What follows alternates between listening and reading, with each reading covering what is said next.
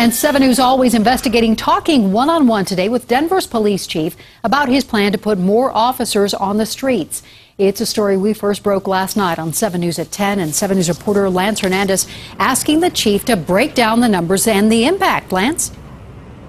And Police Chief Robert White says the best way to fight crime is for officers to interface with the community, to get to know the people who live there and to learn more about the people who commit crime. Give me an example. My first question to the chief, what did he notice when he first came to Denver 7 months ago?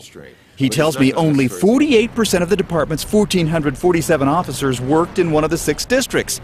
He wants to up that number to about 70%. It's a matter of math.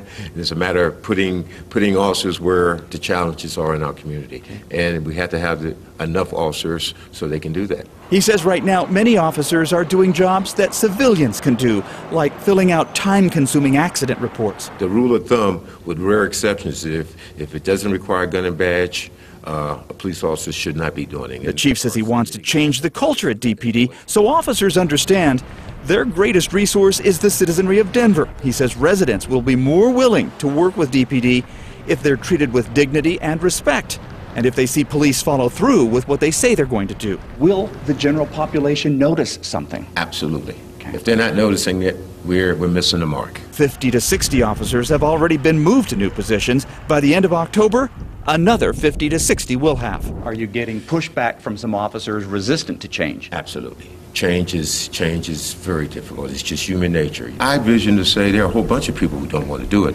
but that's irrelevant right now because it's going to occur.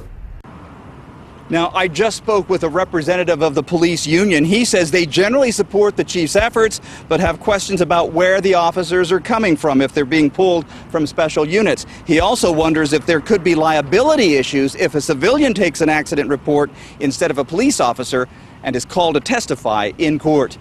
In District 6, Lance Hernandez, 7 News.